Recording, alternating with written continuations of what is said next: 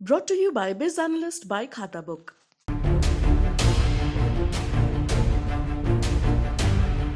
साल 2012 से नगर निगम चुनावों में एक मुद्दा हमेशा से हावी रहा है। वो मुद्दा है नगर निगम में फंड्स की कमी का और निगम कर्मचारियों के वेतन का। घाटे में चल रही नगर निगम इसके लिए जहां दिल्ली सरकार को समय समय पर जिम्मेदार ठहराती रही है, वहीं दिल्ली सरकार फंड्स की कमी का ठीकरा केंद्र सरकार पर फोड़ देती है। ऐसे में 2022 निगम चुनाव के ऐलान से ठीक पहले तीनों निगम को एक करने की कवायद के सियासी मायने और आर्थिक मायने दोनों निकाले जाने लगे हैं। इसको लेकर लगातार ये बातें भी उठने लगी है कि क्या कोलकाता की तर्ज पर दिल्ली में भी मेयर एंड काउंसिल तैयार किए जाएंगे या फिर निगम में पहले की तरह ही प्रणाली को लागू किया जाएगा। इन तमाम मुद्दों पर दिल्ली सरकार के पूर्व मुख्य सचिव उमेश सहगल ने सरकार को क्या सुझाव दिया है वो हम पहले आपको सुनाते हैं। स्प्लिट करने का कोई लॉजिक नहीं मुझे समझ में आया। जब एक कई कमेटी बनी है, एक मेरी थी जो लास्ट कमेटी थी जिसका मैं चेयरमैन था, उसको हम लोगों ने ये कहा था कि इसको मेयर एंड काउंसिल बनाइए, एक कॉरपोरेशन रखिए, उसके 12 जिस तरह वार्ड हैं या दिल्ली में जिस तरह इतने 12 पुलिस डिस्ट्रिक्ट हैं या पता नहीं आजकल कितने हो गए, तो वो 12 आप सब कॉरपोरेशन बना के एक मेयर एंड काउंसिल ऊपर बैठा दीजिए, 12 मेयर्स हो जाएँ। एक दूसरी जो रिफॉर्म की ज़रूरत थी वो वार्ड कमेटीज़ की थी। वार्ड बिल्कुल इनफेक्टिव है। काउंसलर के पास वो थोड़ा सा इन्होंने 3-4 करोड़ रुपए दे देते हैं, उसी में खर्चा करता रहता है, बाकी तो उसके पास कोई है नहीं ना। बाकी सारी वर्ल्ड में वार्ड कमेटीज़ बहुत पावरफुल होती हैं और स्ट्रांग होती हैं।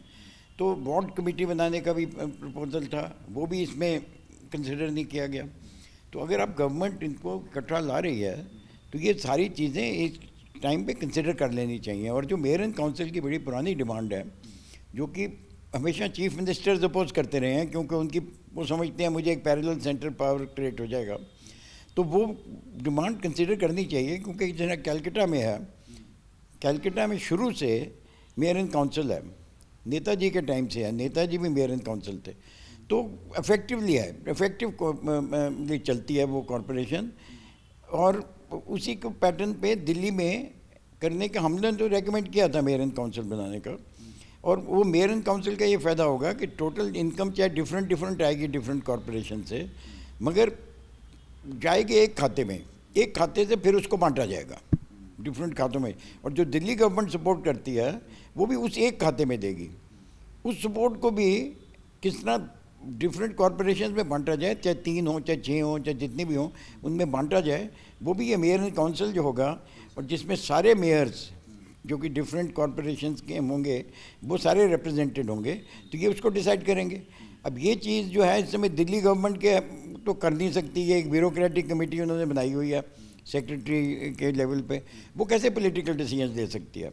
वो कैसे ये डिसीजन ले सकती है कि आप यहाँ से पैसा वहाँ दे दीजिए? उनके पास ये पावर्स भी नहीं है, तो अच्छी डिसीजन है। इसके अलावा अगर हम नगर निगम की कमाई पर नजर डालें तो निगम को गाड़ियों के टोल टैक्स, हाउस टैक्स, विज्ञापन कर और लाइसेंस फीस से कमाई होती है। वहीं तीनों निगमों में सबसे ज़्यादा कमाई दक्षिणी दिल्ली नगर निगम की होती है, जबकि उत्तरी और पूर्वी दिल्ली नगर निगम हर साल घाटे में जा रही है। हालांकि जानकार ये कहते हैं कि अगर तीनों निगमों को एक कर दिया जाए तो इससे खर्चों में कमी आ जाएगी और आर्थिक रूप से खस्ता हाल नगर निगम इनसे उबर सकता है। दिल्ली में तीनों नगर निगमों को एक करने के लिए भले सियासी मायने निकाले जा रहे हों, लेकिन असल बात अगर हम समझें तो अगर तीनों नगर निगम एक हो जाते हैं तो इसमें आर्थिक रूप से नगर निगम मजबूत होती हुई नजर आएगी। जानकार भी ये बात मानते हैं कि 3 नगर निगम मतलब घाटे का सौदा, और एक नगर निगम या मेयर ऑफ काउंसिल अगर बन जाती है तो ऐसे में परिस्थितियां बदल सकती हैं और शायद घाटे में चल रही नगर निगम प्रॉफिट में बदल सकती है। खैर, भले ही अब इस पर सियासत चल रही हो, लेकिन घाटे में चल रही नगर निगम के कर्मचारी भी रोज रोज सैलरी न मिलने की वजह से धरने प्रदर्शन से परेशान होकर समाधान चाहते हैं, जिससे निगम की इन तमाम समस्याओं को खत्म किया जा सके। ब्यूरो रिपोर्ट, दिल्ली तक।